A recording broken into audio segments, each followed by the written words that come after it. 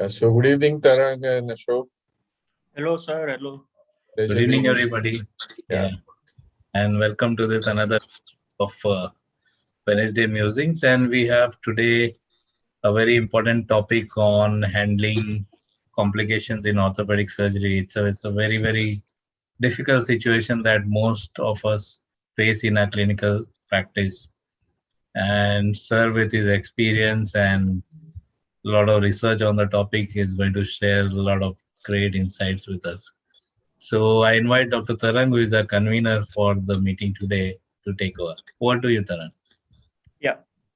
Hello, everyone. And like very rightly it is said, to err is to be human, but not really in physics, in our medical field. And today's topic is a no-nonsense topic. It's a very serious topic for everyone. And for orthopedics especially, the complications are more visible. And in other professions, high demanding professions like maybe a lawyer or in academics, there could a solution could be found by just a written apology or something like that. But in professions like physicians, can be unforgiving. So, Borate sir, first we like to start with how do you define a complication? Is there some study undergone on the rate of complications or any definition of Yeah. surgical complications? Yeah. First of all, I would like to begin by telling you that there is no real definition for complications. Uh, Nobody has even tried to define it, except for one or two authors. And they have also given a very general definition, like using words with any undesirable, unintended, and the direct result of an operation affecting the patient. Now, you see, this also may not be correct because some complications may occur during the patient stay in the hospital, which may not be related to something happening in the operation theater. A patient, while being given an IVA, might the material might extravasate and it might cause damage to the tissues or something. So it is not correct to say that it will only be related to operation. And it is also not correct to say that it is only related to surgery but in general, we are focusing on the complications that are perhaps as a result of some action or lack of action on the part of the treating surgeon, maybe. But there's no real definition. See, one thing I want to tell you at the beginning, which is very important for all doctors to understand, is that as doctors, we have one very strange problem. Problem is that in our Hippocratic oath, we uh, say that, we will not do any harm to any of our patients. We will try to make them all right. We will try to help them. We will try to cure them. And when something happens where something that is undesirable happens, as doctors, we feel extremely guilty. We don't treat it or we react to it quite differently from people in other professions because of the relationship that we have with our patients, which is human, and the expectation that our profession expects when we train and become doctors, that somehow we think that we cannot do anything wrong. And we also are told that we should not do anything wrong. But it is not humanly possible that something or the other may not happen during the course of treatment of a patient, which may be as a result of something that we overlooked or something that we didn't do properly. It happens, it is human. But because of this Hippocratic oath and because of the whole concept that is drilled into us during our training, when something happens, we get extremely unhappy ourselves. Forget about the medical legal issues and the liability and all that. And that is something that we will be talking about little more during today's talk. So instead of going into a uh, complex definition, I would like to mention certain terms which are commonly used. For example, one term that is used is and is easy to understand is medical error. So medical error is an unintended act. So it could be an error of omission or commission or one that does not achieve its intended outcome. So it could be an error of uh, execution or an error of omission and commission. So we don't do something and that leads to some problem. We do something that leads to a problem. And there is some problem in the process of doing something. So these are the two or three ways in which medical errors can happen. And they may do more or less harm. Um, Medical errors can be subdivided into serious errors, which result in permanent or transient but potentially life-threatening harm. Minor errors which also cause harm, but the harm is not permanent nor life-threatening. And then there is a large number of errors which are called near miss. That means the error has occurred, but with a potential to cause harm, but did not occur, either due to chance or due to timely intervention. These are what we call near miss medical errors.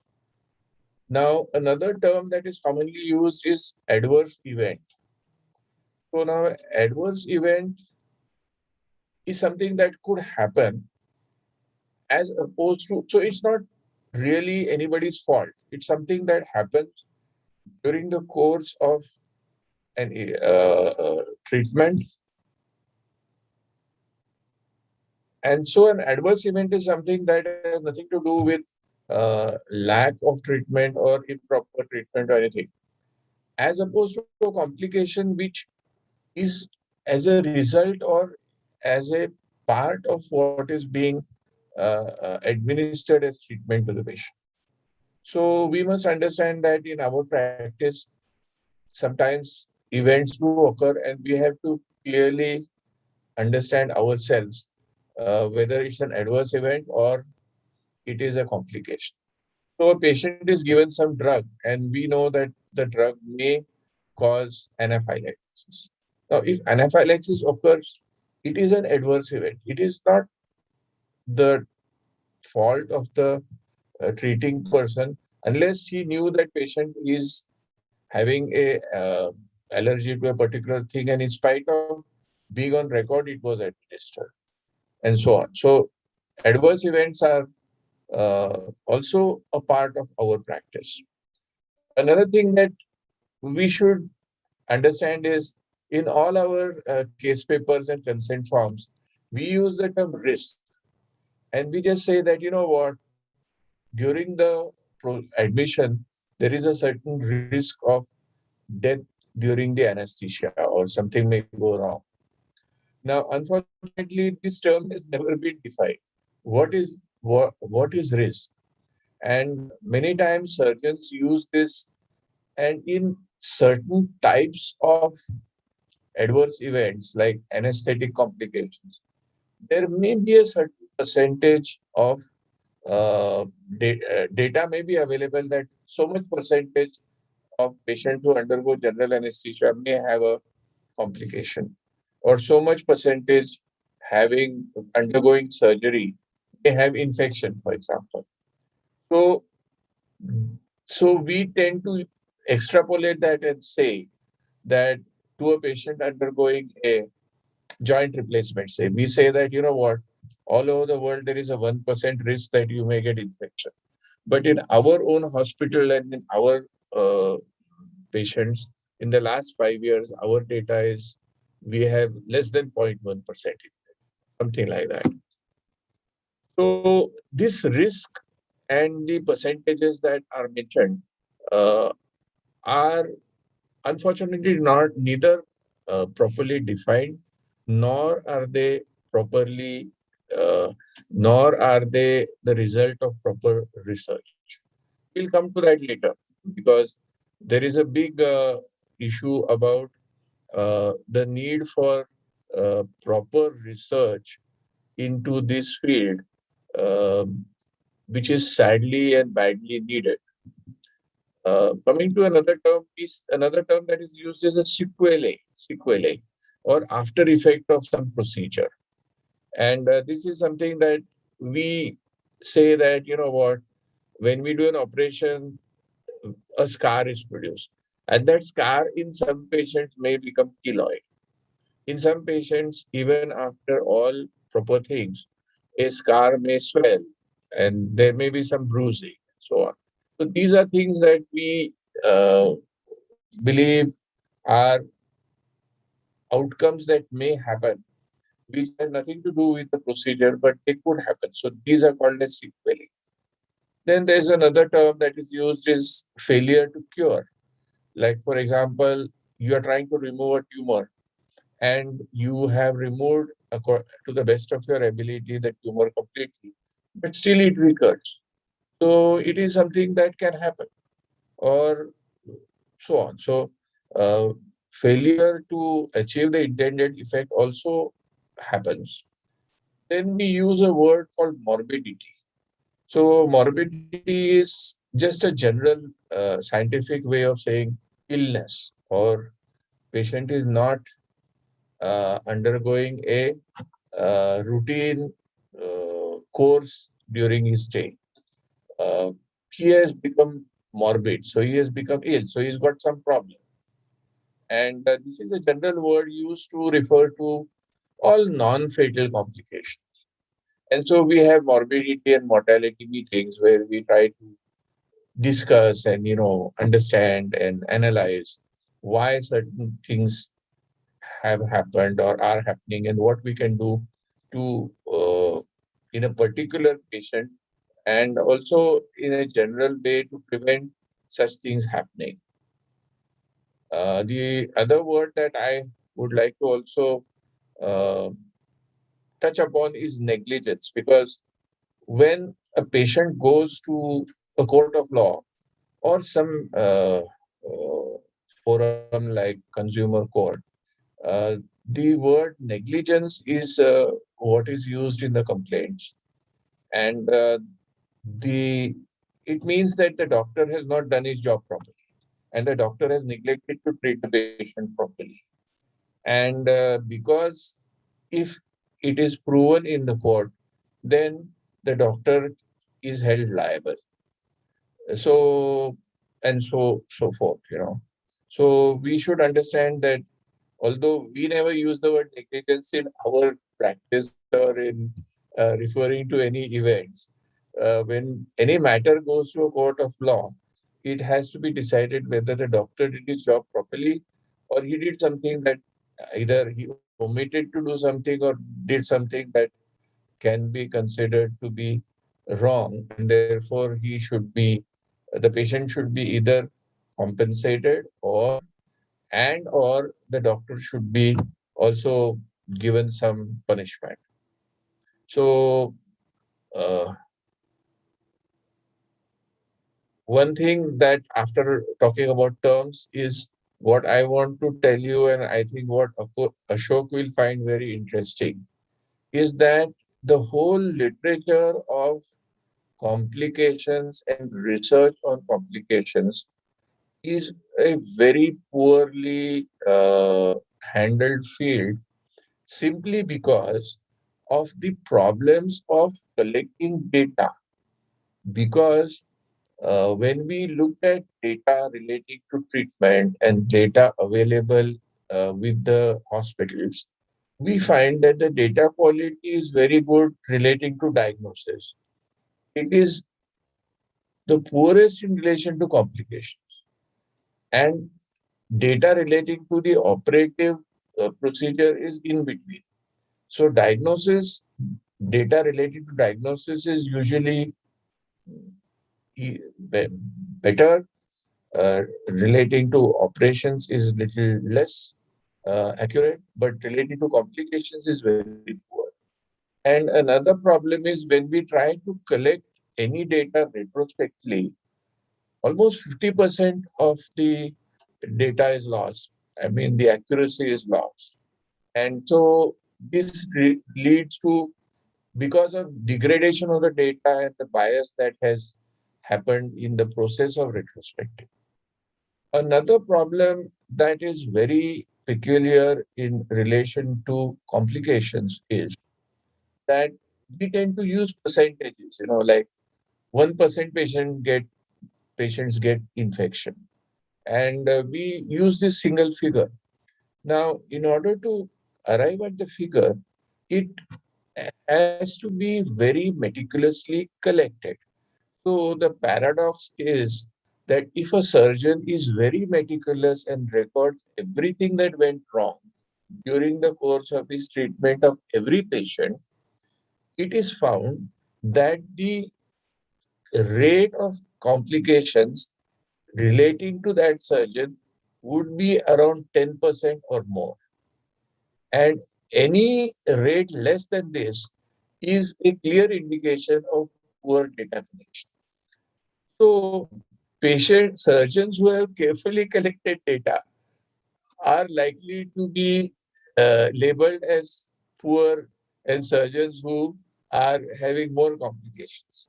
And those surgeons who do not either keep proper data and therefore have a lower complication rate are maybe considered as better doctors. So this is a huge paradox and this is a huge ethical problem that we need to address. And the answer is that our public bodies, our associations should begin a standardized system of complication data collection and analysis, relying heavily on online data collection. And we have to go into details of defining what is a complication, defining each and every complication that has been reported, and giving a defined follow-up period for each uh, procedure, sometimes long after discharge, and suggesting how data could be collected and compared. Only with such a system can complications-related data be analyzed and compared with confidence and meaningful conclusions be reached. Till then, unfortunately, this is an area of orthopedic research that needs to be very, very closely and diligently looked at if we are going to do any better from where we are at the moment. In specific complications, which are uh, reported in the literature, uh, the complication is reported, but the percentages and the whole data relating to use or useful to the medical profession are not easily found or available. Even textbooks that are devoted to complications are more interested in documenting complications and suggesting how they should be treated. And they have very little reliability in terms of percentages and so on. Coming to the important fact is how bad is the percentage of doctors in orthopedics being sued as compared to doctors from other specialties? Well, the answer is that orthopedics is the second most common specialty being sued, not only in India, but also in uh, most of the other countries. The only specialty that seems to be more commonly involved in civil litigation are the OB-GYN.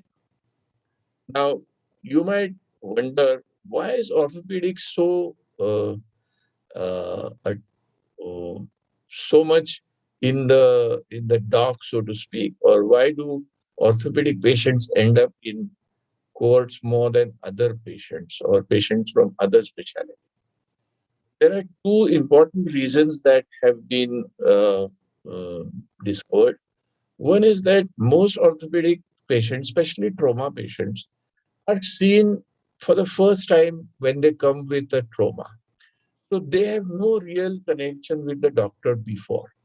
So they are like strangers and they come to the doctor or the hospital in a situation where they're extremely, mm, afraid and they're ill and they've got problems and they have very little choice on deciding who the doctor is and getting to know that doctor or getting friendly with the doctor.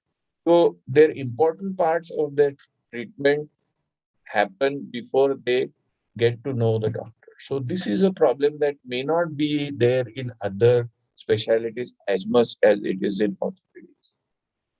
Even when people go for elective surgeries, they have not met a doctor before. Of course, they will research, they will go to maybe more doctors than one, and maybe they will go on the reputation of the doctor. The chances that they will be very well known and have a good rapport with the doctor before they undergo the treatment is much less than with, say, other specialties. Like, say, other branches. Other problem, and that problem is very peculiar to orthopedics, is that when an orthopedic patient has a unfortunate outcome, like he has like a infection, or he has a deformity, or he has a ununited fracture, or something like that, or a nerve injury, or something. All these are quite visible to even non-medical persons. So it becomes a real problem for the patient because everybody around him uh, uh, mentions about it, talks about it.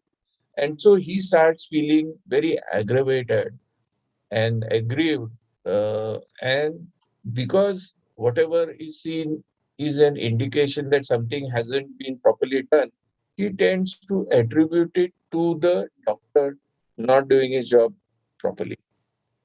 And also, while the case is being uh, tried in the court, the patient himself is there as a visible symbol for the judge, for the lawyers, and for whoever is there to see that there is something wrong with him. Like he'll come with a cane, he'll come on a wheelchair, and he will have discharging sinuses, and he'll kind of high overplay whatever it is. And also in orthopedics, we have evidence in form of X-rays, evidences that are expected to be kept in diligent fashion if you are to be perceived as a good doctor. So there is a lot of transparent, confirmatory, evidential data that is there in orthopedic patients. So these are two important reasons why there is relatively more litigation. And as I said, a complication or something going wrong in the treatment is viewed as negligence by patients for the reasons that I told you about. So, what do we do? I mean, what should we do? Um, what is expected of us by the courts, and what is expected by us from us from the patient? First of all, as doctors, we should be adequately qualified. I mean, we shouldn't be uh, giving treatment or doing things which we are not properly trained to do. The second thing is that we must execute reasonable skill, we must give reasonable care, and we must demonstrate reasonable knowledge. We also have to have proper documentation, including consent for whatever we uh, plan to do before we undertake that. And above all, we are expected to communicate properly with our patients and the attendants. So, when some research was done about why doctors get sued and why doctors, particularly in orthopedic surgery, it is found that the most common five reasons that were found was poor results from treatment, whatever they may be, and poor communication or documentation, diagnostic errors, wrong side or wrong level surgeries, and of course, nerve or vessel injuries and compartment syndrome. So these were the common reasons for which mm, that has emerged from all the cases that have been analyzed. So it is important for us to be clear about what we should do to prevent or reduce such problems in our practice. And the most important thing is clear communication and documentation. We should not hesitate to explain, communicate whatever needs to be told to the patient, and whatever is necessary for him to understand the potential problems of whatever he has and the potential problems of whatever could go wrong during the course of treatment. A equally important uh, uh, dictum is that we should never hesitate to order investigations, especially if investigations are necessary to give a more accurate diagnosis. I have myself in my practice often or in on a few occasions discovered that diagnosis was erroneous because the entire spine was not x-rayed, for example, and something that was there in the sacrum was missed because the sacrum wasn't part of the x-ray study, or something like that. So um, whatever investigations are available, we should never be hesitant to do them properly and do them again if necessary. We must always follow clinical practice guidelines which are standard, which are accepted, which are in the textbooks, and which are used and practiced uh, routinely everywhere. Because in case of problem, we have this to fall back. That whatever we have undertaken was standard, accepted practice for that particular problem by most doctors.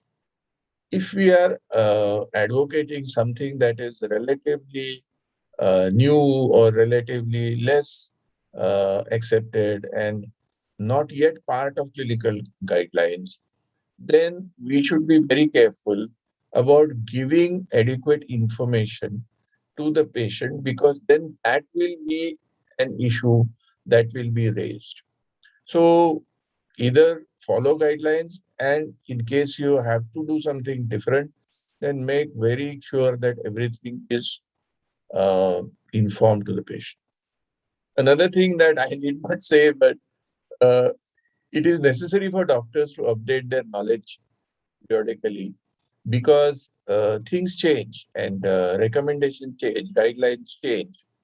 And so at least every 5 years, it is necessary to completely review whatever you are practicing and do things that are stop doing things that are not recommended and start doing things that are recommended in case you're not doing them before. Another thing that cannot be overemphasized: do not compromise on your infrastructure and your uh, logistics.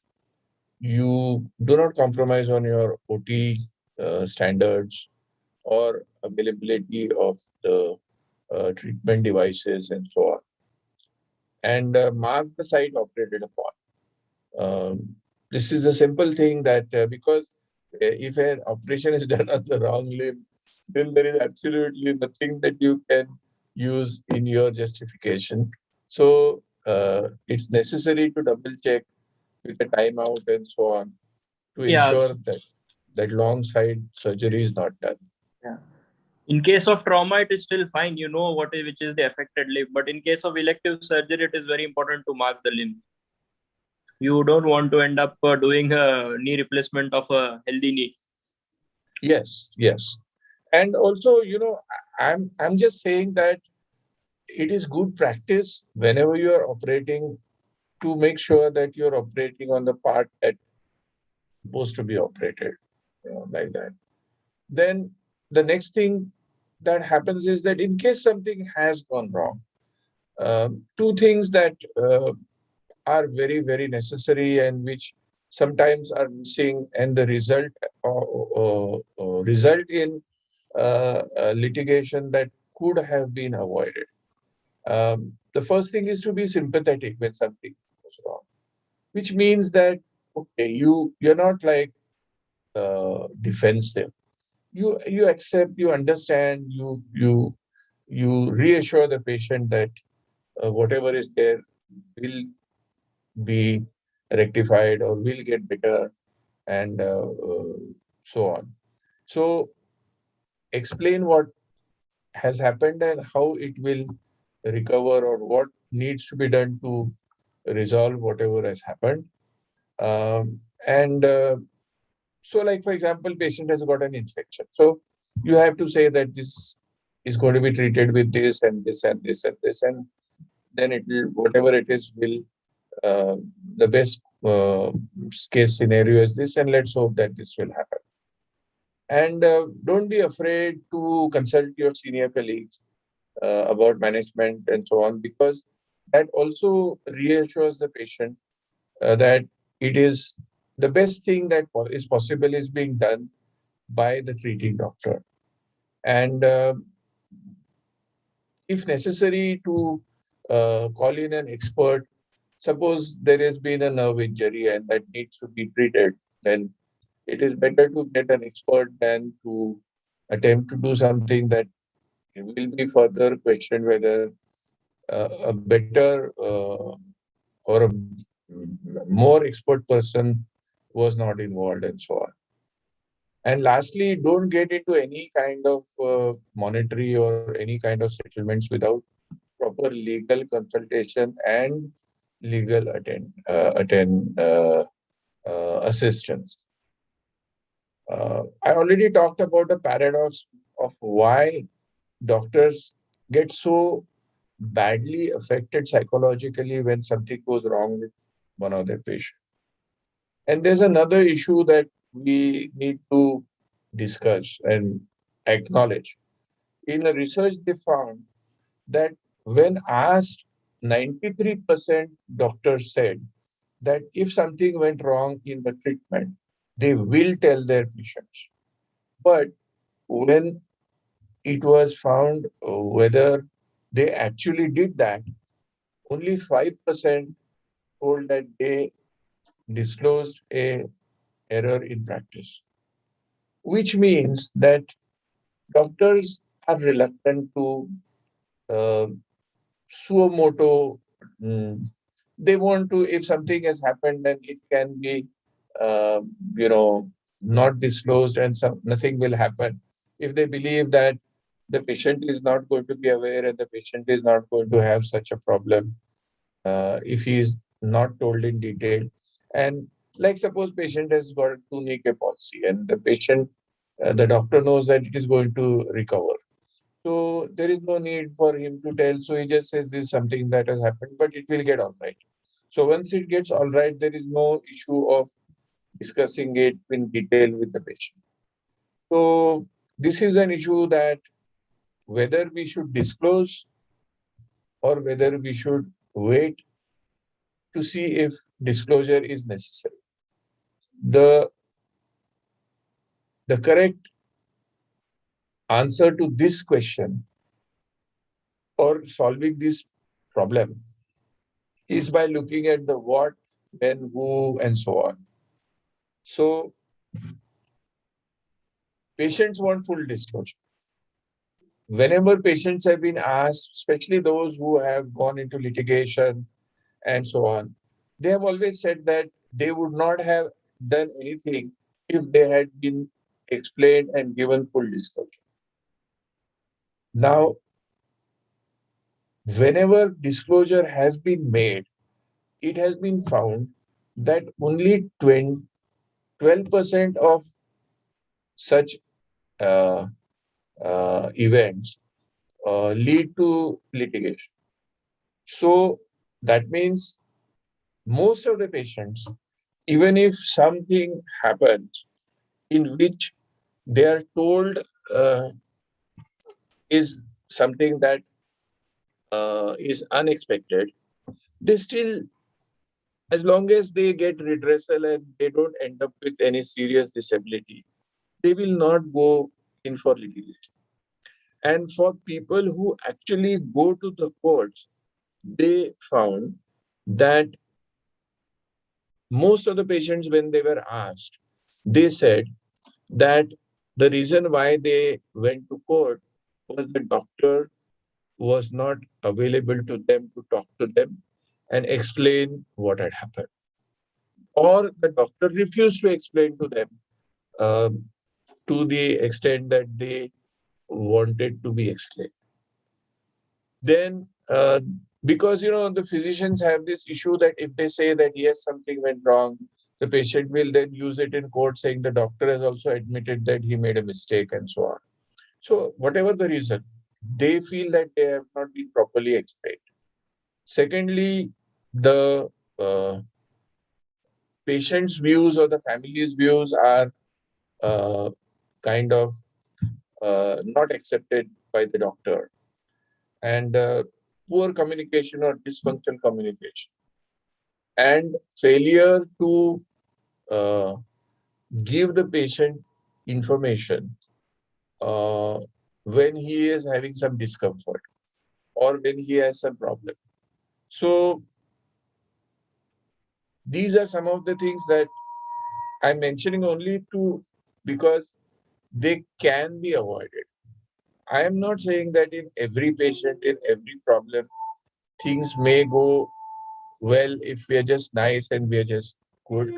But the better and the better outcomes will be if we are not defensive, not non-communicative, and so on.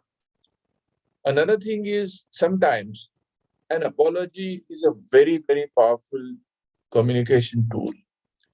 The moment we say to somebody, look, we're sorry, I'm sorry what that something has happened, I take responsibility. Half the patient's anger, half the patient's uh, you know, uh, personal unhappiness uh, goes away because now he feels happier because somebody who is in charge of his treatment has taken responsibility and has said he's sorry. And apology is different from regret because we always tend to use the word, I regret what happened. Now, regret is not the same as an apology because a regret conveys sympathy without accepting responsibility. So, this thing is important to understand that is a heartfelt and a clear apology is sometimes very, very useful. And when should we communicate with the patient? As soon as possible. Uh, who should we communicate with? So this is an important issue because sometimes the doctor will talk to the patient and the patient will later on be unhappy because the patient may say that I didn't understand what he was saying. I said that please explain this to my husband or to my brother or something, and he did not do it, or so on. So if the patient requests or desires that the same thing be explained to somebody else, the doctor should have uh, the patients to do that. The other thing is, what if the doctor is not really the reason why something happened? It is some member of his team, maybe an anesthetist, maybe a nurse, maybe a resident. In which case, it is always advised that that person should also be part of the disclosure. That means the doctor should require that that person be there, and but it is important that the doctor should always protect and always project that whatever has happened is a part of the team, and his team member, because he was involved in that particular type of treatment, was doing the job, and they something went wrong. So I have often seen in practice that doctors become extremely hostile to the team member, like if it's a nurse who has done something wrong, if it's a resident who's done something wrong, if it's something that has happened due to an anesthesia related complication. And it is extremely stressful, and especially when something goes wrong and it is really nothing to do with the surgical procedure. And it requires enormous patience and an enormous temperament to not uh, mm, show your anger and your displeasure to your team member. And one person I will always look at with immense respect is Dr. KHS, because I worked with him and I've seen how he has handled so many problems relating to his team members. And I worked with him for many years, and I have seen when things happened where he was the main doctor and something happened, and how he handled the whole situation. So this is something that we must keep in mind. And patients also are very mollified. They feel satisfied. They feel better if we share with them that because something happened, we have studied it, we have found what has happened, and we are doing everything that we can to make it all right. Okay. And so you don't worry. That is, we are on the job. And also, we are taking all effort to see that it doesn't happen again. So patients, if they are made part of the process of curative, mitigative, and preventive actions, they feel much better than if they are kept completely ignorant and uninformed about all this. Now, why does this help? This helps because it is human nature. Whenever something happens, we want to understand why it happened. Any human being. And even if it is, we learn that it is a technical error, it is a lapse in judgment, an equipment failure, um, we we get over it. I mean, look at how we behave in our lives. I mean, we have so many things that happen. Our cars fail. The bus that we're traveling with stops, doesn't. There's so many things happen in relation to various things that we know are something that should not have happened, or uh, you know could have been prevented. But once we understand what has happened, and we understand that yes, it was something that somebody did, which resulted in uh, discomfort or distress or problem to us, the fact that we know and understand makes it easier for us to get used to it and get over it. So, this is why it is always better to give information.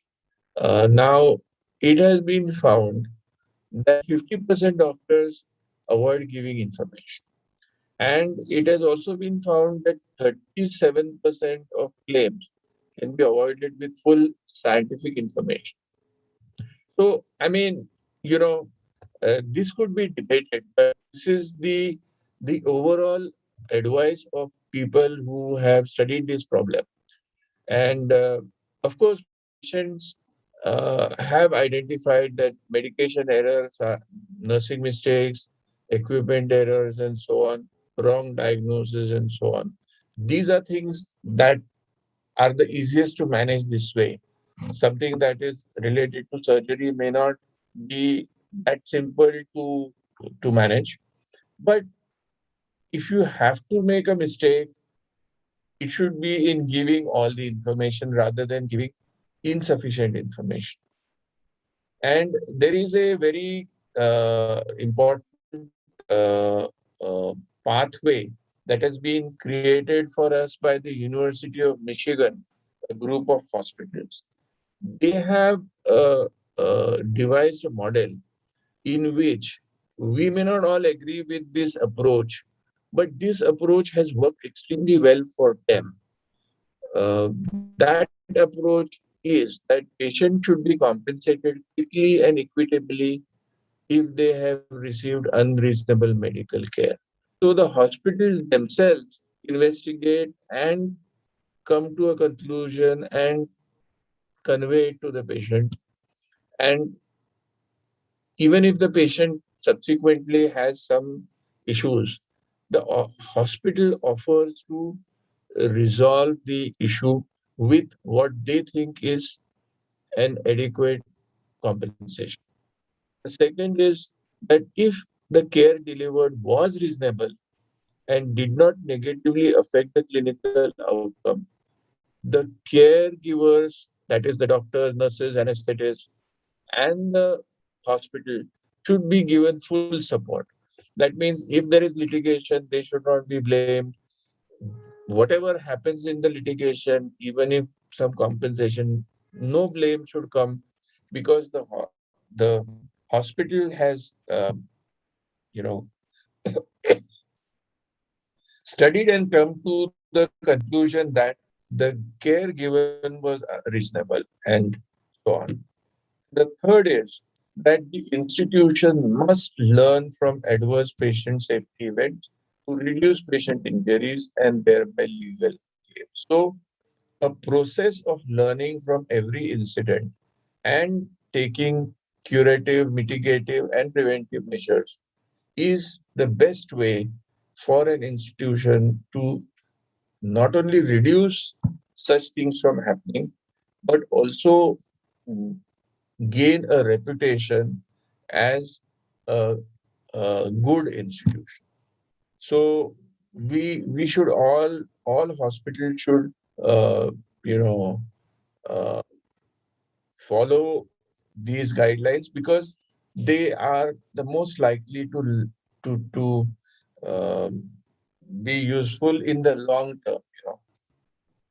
Now I'm coming to a very important area which I find very important to talk about. That when some complication occurs, has a very uh, adverse effect on the doctor himself. The doctor himself is sometimes referred to as a second victim.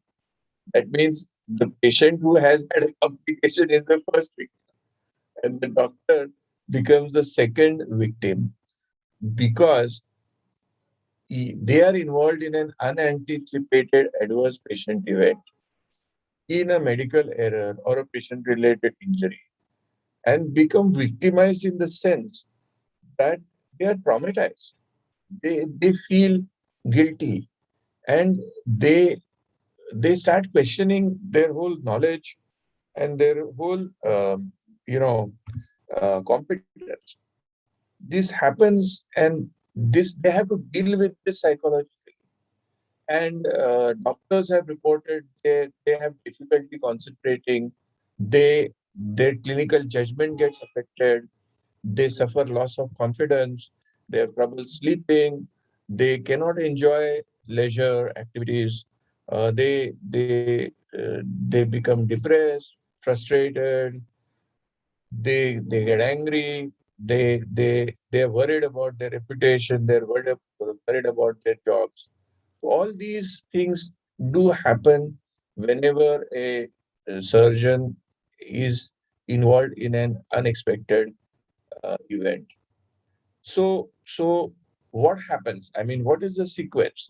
So they have studied and found that when something happens, the first stage is chaos, and then you kind of respond to whatever has happened with shock, and then there is a period where uh, you start thinking about it, and you start worrying about it, and you start trying to understand what happened and so on, and then you get to a phase where you try to restore your own integrity, and then comes the stage where you have to undergo the inquisition, whether it's by a court of law or whether it's by the hospital or whatever it is, where everything that happened is discussed and so on, and you have to be a part of the deposition, and you have to give your side of the story and so on.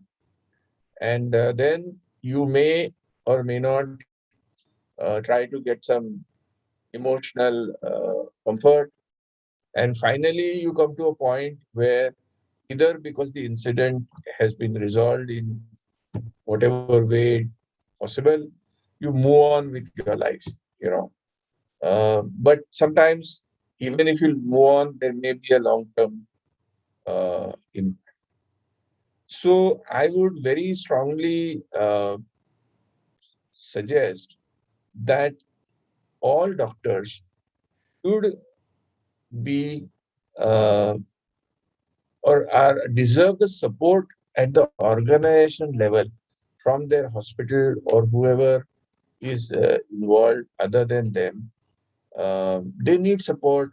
They need the confidence of the people who are running the institution. Sometimes a period of time off from work might help. Sometimes uh, suggesting to them to seek psychological advice and counseling may be required in some patients. And we have to talk to the concerned person about the culture of medicine. Because the culture of medicine, as I told you, is that Hippocratic oath, and why we feel guilty even if we shouldn't be feeling guilty, and so on. Many times, the hospitals where we work don't care about all this. So they should, and they must understand all this. That doctors are valuable, very valuable members of society. Society has invested a lot of time, a lot of money in making them what they are. So if something happens to them, it is the duty of society also to make sure that they are not they can deal with it, and to help them to deal with whatever has happened. And unfortunately, there is very little literature on this subject. We need to also talk about it more. We need to write about it more, because it is the easiest thing for the institution or the hospital to become negative towards an employee or a doctor who has had a untoward incident. So it it it is very important that they have the support, at least the understanding and the sympathy and the empathy of the institution. We must also now understand and develop a new culture in the medical field where we must all teach our students that this whole idea of feeling afraid and shame if something happens in a practice or a environment where there is so much complexity, there is so many different people, different processes, different equipment involved, and the amount of infallibility that is expected is of such a large nature that it is unfair. And so we have to look at it in a little different manner than what we are doing at the moment. So, in conclusion, I would say that mistakes happen. We should not shy away from being transparent because mistakes have happened. We should not be afraid of the consequences of mistakes like litigation. We should not be, you know, unfair to our patients or with poor communication and lack of transparency uh, because of the fear of litigation and the consequences of litigation. And the University of Michigan has shown us that an open disclosure policy will actually be more helpful and reduce litigation and improve patient acceptance and help to restore patient physician confidence rather than going in the other direction. And lastly, coping strategies have to be put in place in every institution. And last but not least, we need a lot of good quality research in this area. Excellent, sir. So a very worthy, lengthy, but very worthy talk on such an important issue. So we started very nicely from the Hippocratic Oath, how it pressurizes us to do no harm, and a lot of terms discussed, important terms discussed. To summarize, it would be medical errors, which are minor errors, and major ones, and then there are the risks, which the term risks, which we use on consent form, the surgeons use. And it is very important to distinguish between sequelae and a complication of a procedure, like you also mentioned. And then failure to cure, very nice example of a residual tumor remaining for an oncosurgeon is an example of a failure to cure. Then non-fatal complications, which come under the morbidity. And then the term negligence, which is used in court of law. Then we also came upon the fact that data is so inaccurate. The data regarding it is easier said than done. Like an experiment when the doctors said that they willingly disclose everything, the number of such doctors were 93%, but actual it was less than 10%. I don't remember the actual number, but that suggests that it is easier said than done. Then again an important point which we orthopedicians suffer as far as the litigation is concerned is that we are the second most sued branch, for obvious reasons that the deformities are visible, and it is providing more sympathy to the consumer, and less the provider is becoming the soft target, that is the orthopedicians in such cases. And then we also spoke about, when it comes to litigation, what to do, how to do, the why, how, what, when, about the litigations and everything.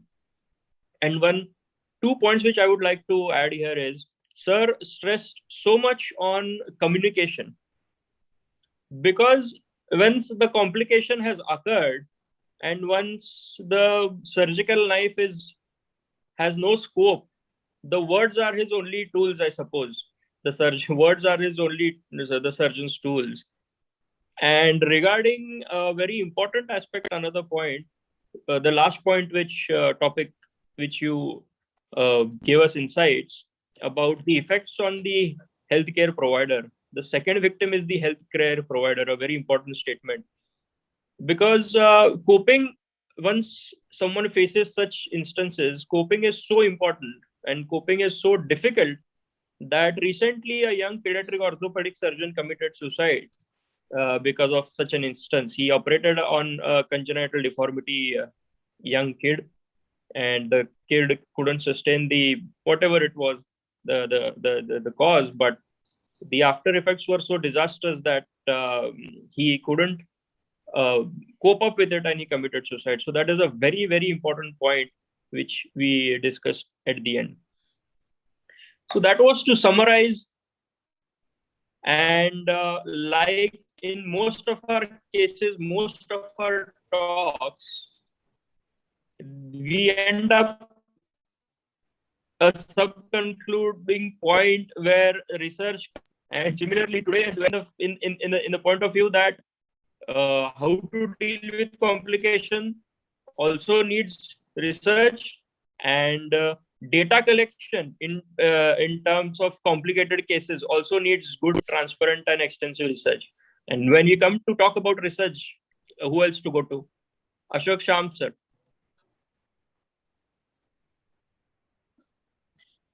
Thanks for having this excellent session. I mean, there are a lot of things that are touched upon and spoken about. And of course, actually, if we look at all prospective studies or case series, they are nothing more than the most important part of those reports are the complications, not the outcomes, not the scores. But any case series or any prospective series that we look, the most important point and the most valuable part of that publication is the complication. Well, that is what a case series teaches us, how to do surgery or how to make it more safe by learning from the complications. So there won't be a direct research done on complication. You'll find fewer studies, but this is how complications are reported in research. And of course, there are case reports. But for a case series, that is what the most important point is. And so that is why we have aced again with our Wednesday musings by having these kind of non-academic topics. Is in an academic topic, like you mentioned, you know what the complications are. You might know how to avoid them. But once the complication has occurred, how do you manage that? How do you handle that? That is also important. And that's what we have done today. There is a lot of social, ethical issues that are involved in managing those things, and I think we have discussed them to a large extent. We haven't touched much upon the financial aspect, which is very, very common and important for a country like us. So even after complications have happened, there is a lot of financial risk constraints from the patient part as well as from the surgeon's perspective. So it becomes a really difficult situation from that angle also. Yes. Like he mentioned during while giving us the example of the Michigan model, not necessarily that can be followed in this in India. Yes. Because compensation to the consumer and the service provider, that is very rarely which you can expect in India. Yes. Even I am not sure about how the insurance companies work with respect to complications that have happened. Right. And how much percentage do they contribute to management of those complications? Right. Yeah. So excellent. Very much enlightening. And especially for me, because in my early days, I'm getting exposed to such vast experience of Borate sir and Ashok, Shyam sir. So it's a win-win situation for me. Thank you. Yeah. For everybody, yes. So log off now. Good night. I think. Good night.